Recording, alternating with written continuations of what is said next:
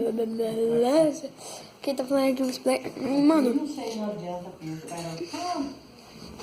eu tava com meus aqui, né, É tu pra vender? tudo nas spinner na mão. Caraca. Tava com tudo na mão.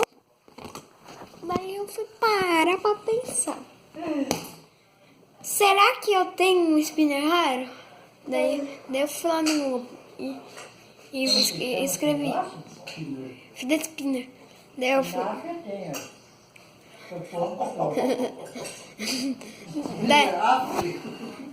Daí, tem espinafre aí. não.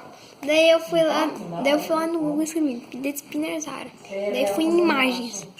Daí eu vi que eu tinha esse spinner que é raro. Esse aqui que também é raro, que eu não sabia. Esse aqui eu já sabia que era raro, mas eu vou mostrar nesse vídeo. O cifrão. Que veio nessa caixinha aqui.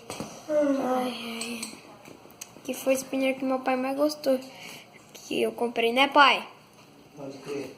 Pode crer, bora.